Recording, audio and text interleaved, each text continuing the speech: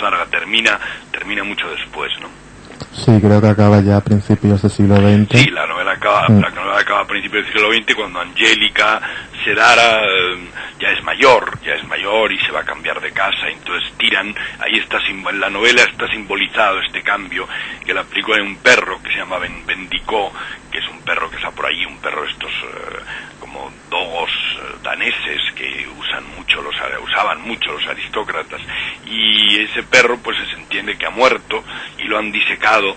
y cuando van a cambiar de casa pues lo encuentran el perro disecado ya totalmente estropeado, apolillado,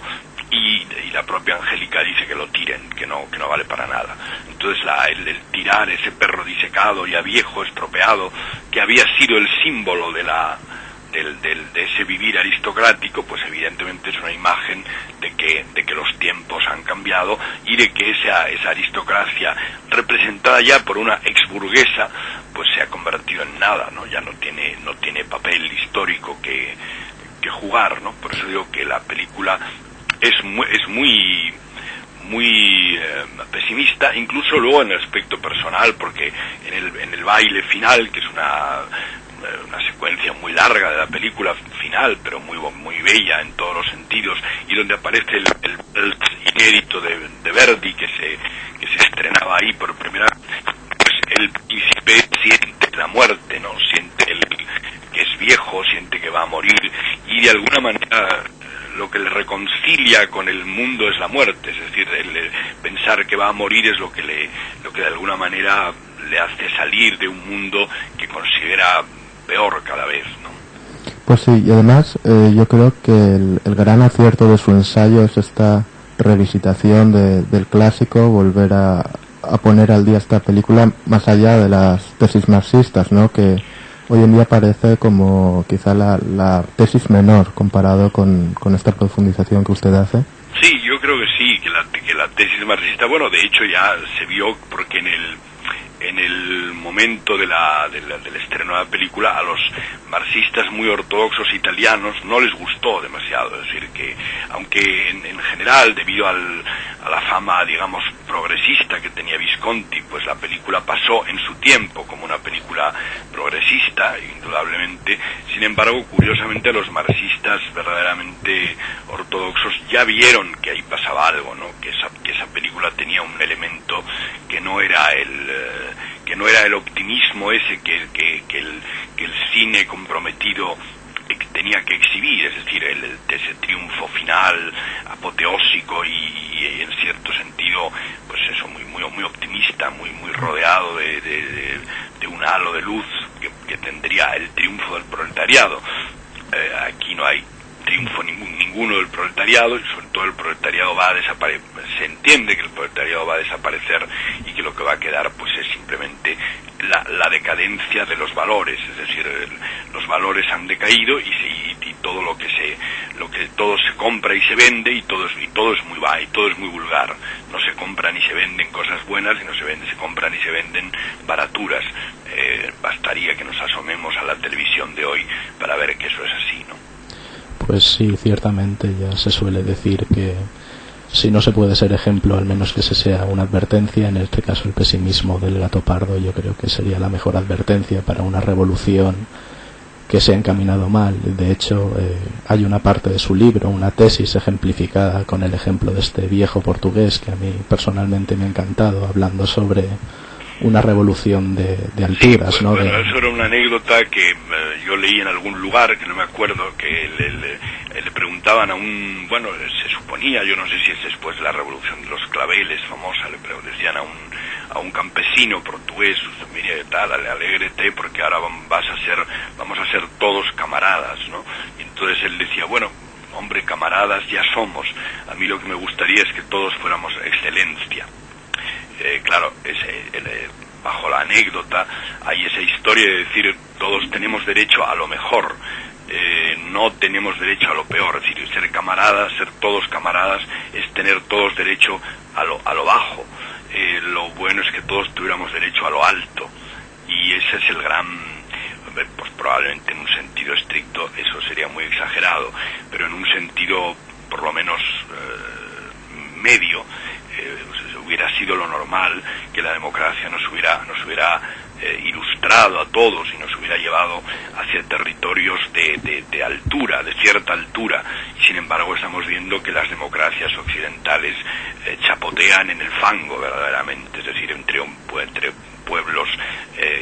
muy incultos, cada día más desconocedores de todo, completamente dominados por cosas que les impidan pensar, por ejemplo, pues desde el fútbol a la PlayStation. Se trata de que no piensen, ¿no? De que se entretengan, pero de que no piensen, de que no sepan nada, de que sepan muy poco, de que sepan lo que al poder le interesa que sepan, y bueno, el sentido crítico, el sentido de la altura, el sentido de la dignidad de la vida, el sentido del arte llevado a la vida, todo eso se ha quedado en una pequeñísima minoría, ¿no? Que no corresponde a la aristocracia tampoco, corresponde, digamos, a la gente culta, pero sigue siendo una minoría clarísima, ¿no? Sí, hablamos de hecho largo y tendido de ello cuando hicimos Saló, que bueno, más o menos tiene un discurso similar a este, pero bueno, ya que hablamos de grandes directores, creo que dar unos apuntes biográficos y cinematográficos de Visconti en este punto sería bastante acertado. Ya presentamos a Visconti cuando hicimos el programa de Muerte en Venecia, pero yo creo que revisitarlo también sería una gran idea, y ya de paso que le tenemos a usted en el programa, pues podríamos discutir un poco acerca de sus otras películas antes de meternos ya directamente con El Gato Pardo. Pues sí, yo creo que como obras maestras, bueno, indispensables, mínimas, porque Visconti la verdad es que hizo una gran cantidad de buenos títulos, pues yo me quedaría con La Tierra Tembla en el 48, con Senso en el 54, con Rocco y sus hermanos en el 60, que ya casi apunta al fin del neorrealismo, bueno, más ortodoxo podríamos decir, porque luego este movimiento más o menos estuvo continuado en algunos films casi hasta los 80, ¿no? En el 63, pues Gato Pardo, que es nuestra película de la semana y su obra maestra, y es aquí donde inicia este análisis de la decadencia, que luego continuará pues con La caída de los dioses, con Muerte de Venecia en el 71, con Ludwig, y yo creo que cierra su gran, bueno, ciclo de las decadencias, o esta casi celebración con Ludwig, ¿no? Yo no sé qué opinión le merece este corpus de la obra de Visconti. Pues no, sí, más o menos, hombre, lo que pasa es que tiene dos etapas muy características, que una termina con Rocco y sus hermanos en el 62, y hasta ahí él ha estado interesado, sobre todo como discípulo de Renoir, que había sido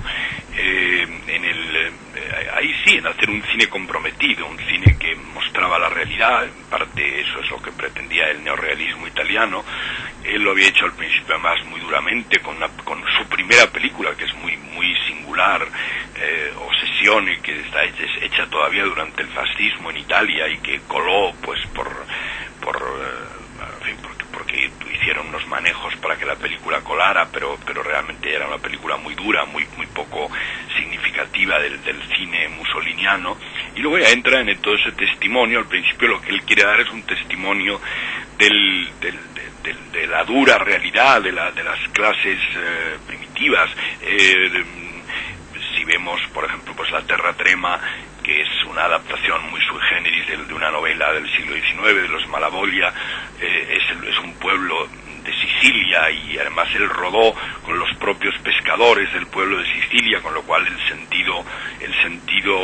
realista es mucho más fuerte. En el año 48 todos estos eran pobrísimos, eran la gente muy pobre, y luego en el 62 con Rocco y Fratelli lo que hace es mostrar como unos emigrantes del sur pues llegan a Milán y se encuentran